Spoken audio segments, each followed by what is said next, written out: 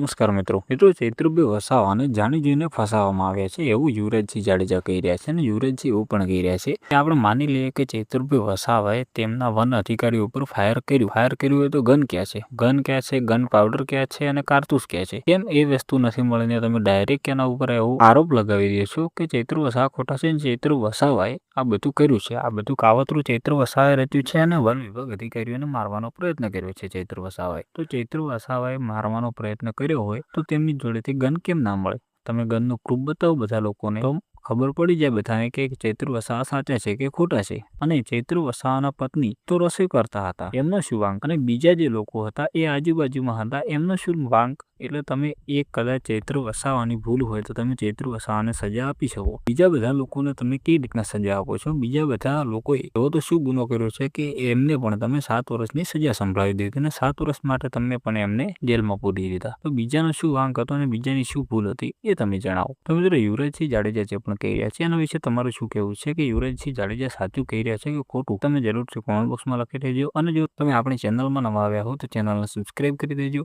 અને વિડીયોને લાઈક કરી દેજો. તો મિત્રો તમને શું લાગી રહ્યું છે કે ચૈત્રભાઈ વસાવા સાચા હશે કે ખોટા હશે? અને યુવરાજસિંહ જાડેજા એવું પણ કહી રહ્યા છે કે ચૈત્ર વસાવાને સપોર્ટ કરવા માટે બધા જ આદિવાસી એક થઈ ગયા, એટલા માટે હવે આ ભાજપવાળાને પેટમાં દુખે છે. અને અત્યારે હું એ પણ ભવિષ્યવાણી કરું છું કે ટૂંક જ સમયમાં જ્યારે ચૈત્ર વસાવા જેલની બહાર નીકળશે ત્યારે આ ભાજપવાળા એવું કરશે કે ચૈત્ર વસાવા ગુજરાતની જ બહાર રહે, ગુજરાતની અંદર પગ ના મૂકી શકે એવું આ ભાજપવાળા કાવતરું રચવાના છે. એ હું અત્યારથી ભવિષ્યવાણી કરું છું એવું યુવરાજસિંહ જાડેજા કહી રહ્યા છે. એ ભવિષ્યવાણીની વાત કરી એના વિશે પણ તમારું શું કહેવું છે તમે જરૂરથી કોમેન્ટ બોક્સમાં લખી દેજો. અને જો તમે આપણી ચેનલમાં નવા આવ્યા હો તો ચેનલને સબસ્ક્રાઇબ કરી દેજો અને વિડીયોને લાઈક કરી દેજો.